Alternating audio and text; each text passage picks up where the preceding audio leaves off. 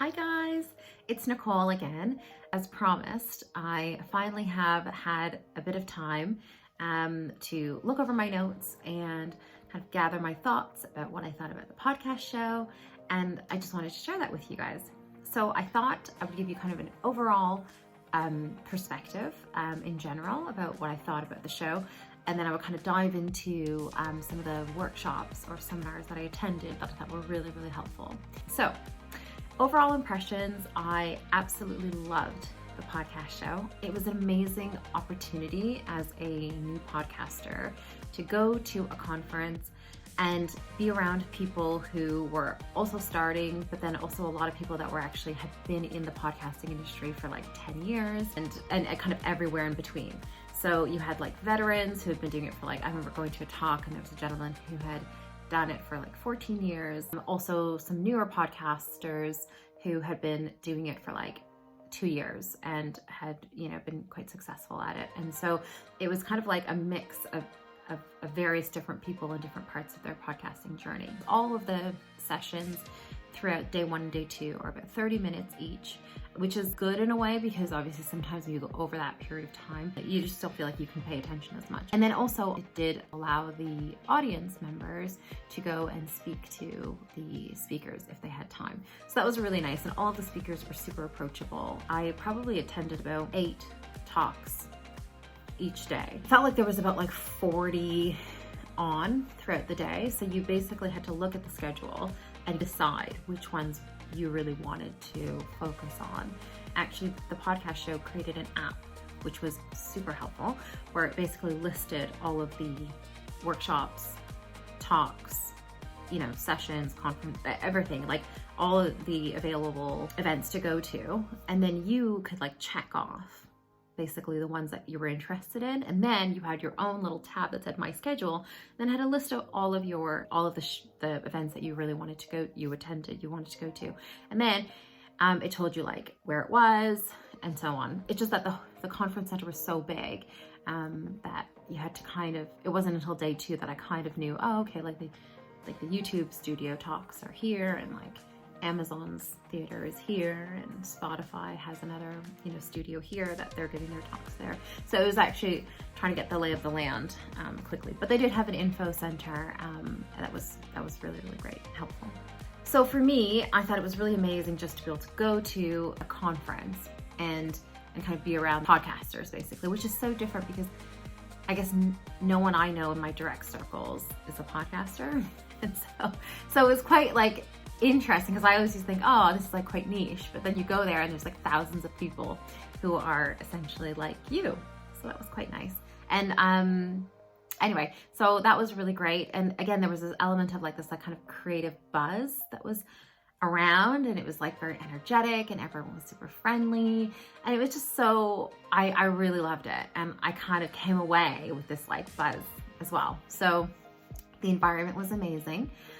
I thought the workshops, the seminars, and the talks that they had available were awesome. Like, they're so diverse. There were so many topics, from like how to, sponsorship, partnerships with brands.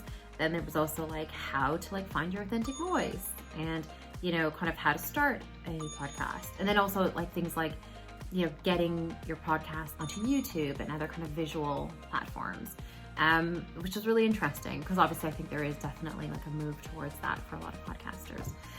So that was really great and very, very inspiring. And again, like I said, the topics there's so many going on. And so that again was really, really positive. And the value is another thing that I want to talk about. So I bought like the early bird tickets, but I don't actually think the price has changed because I was kind of monitoring it up to the start of the conference. And for me, I think I bought mine 2-day ticket for, which it's obviously over 2 days, the podcast show. And so that was £110, I think. And I think it was the same price up until like the day before.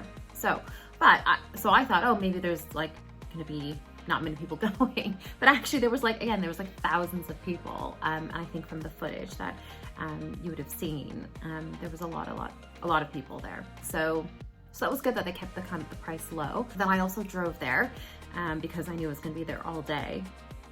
And so, and the hotels were quite expensive. So I just knew I was going to like drive in and then drive back. So I had to spend £18 for a day of parking in the parking lot, underground parking lot right next to the business development center. And then I also paid the £15 congestion charge. So I think altogether it was about £88 for a day at the podcast show, which again, I think is reasonable because it's like this investment into yourself as a podcaster. And again, the value that you get from that, I think was really, really it was worth it for me. So that's my general overview and my overall comments about the podcast show. And on the next segment, I'm going to go into specifically 2 workshops in particular that I thought were useful and I would rave about it. And I'll share some of the things that I learned.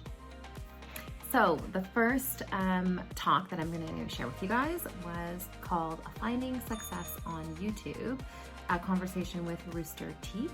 This was with a gentleman named Charles Chu, who works at YouTube, as well as another gentleman named Louis Medina, and he is part of the Rooster Teeth team. Rooster Teeth is one of like the biggest YouTube I guess sensations, and they were a bunch of friends who created this like comedy skits. They have become like, I think they have like 45 million subscribers to their YouTube channel, which is amazing. Anyway, so they now have turned their show into a podcast, which is fantastic, and it's called The Roost. So that was kind of the premise of what the discussion was about, and they were talking about kind of it was Charles actually who was interviewing Louis, and they were talking about how did The Roost, you know, become so popular and kind of that transition into podcasting. For me, what was really interesting, well, they gave advice for YouTubers who are trying to podcast on YouTube. And some of the tips were just get started and build momentum, which I think obviously is important. Try and engage with YouTube, which is the second most searchable engine. Use the data from YouTube to help grow your channel. Being mindful of the different sorts of engagement on the different platforms, YouTube, for example, versus TikTok, and how you can utilize the video podcast material in different ways. And I think what I thought was quite interesting, like one of the little tips, was to be able to use like the YouTube analytics and see where people might have kind of rewound in order to, and like replayed certain parts of the entire video. And you can use the analytics to do that, and then kind of extract that and create a YouTube short, which I thought was really, really smart. So that was really, really good.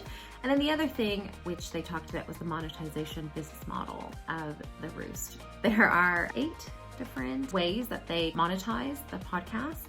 They use obviously social media, they do consumer products, they do licensing, they do advertising, they have a studio that they also rent out to other third parties, they have a subscription model, and they do live events. So again, very interesting because I'm not very familiar with this area of podcasting, and I don't normally think about this monetization business models, but I think it's really good for any new podcaster to think about just kind of where maybe in the next year or 2 where you kind of want to be and how you want to be maybe growing the business. So that was really interesting. Right, second session now. So this one was about how to find your voice, and that was with Kate Cocker, who is a podcast host for Everyday Positivity, which is so my vibe. Anyway, she did like a masterclass on podcasting, which was amazing. I came out of that there being like, oh my gosh, I know my voice, I know what I want to do. Anyway, so I'm really like a big fan of hers, and I've like followed her on Instagram, and she followed me back, which is very nice.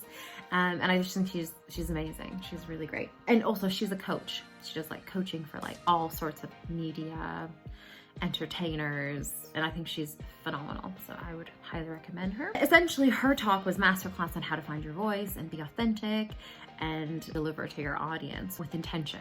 I think the important thing that she said is to remind yourself every day what 3 things people will take away from your podcast. And so for me, the 3 things I really wanted people to come away with was they felt like warm, they felt that I was friendly and engaging, because that is generally who I am. And I wanted them to kind of come away feeling inspired and feeling good.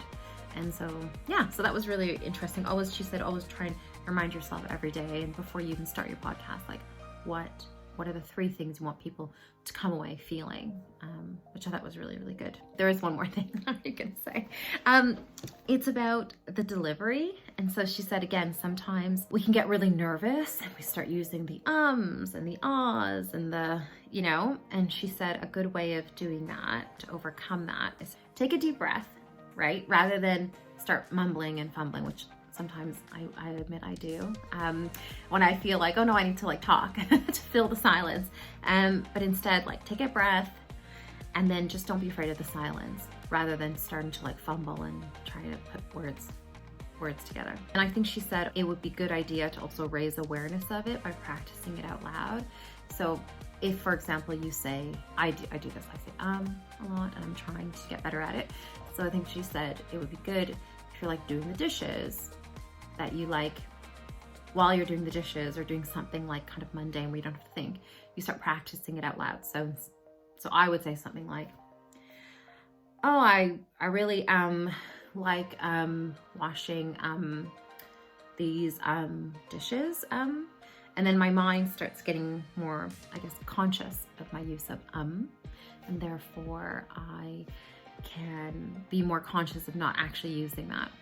So I'm going to try it and I'll get back to you on that. And then she also said that a good exercise to do with delivery, like when you maybe start a podcast and so on, is to kind of like take a deep breath and then sigh, like, and count to 5.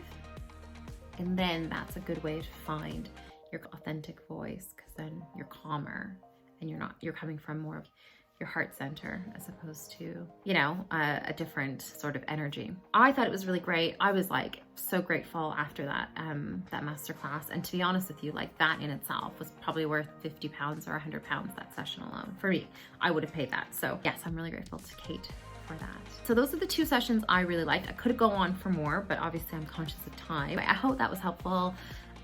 Please let me know if in the comments you want to hear more about it, but I look forward to hearing what you guys think. And obviously, of course, hit the subscribe button, hit the like button, and yeah, I'm excited to keep you guys up to date on how my podcast is going. All right, take care. Bye.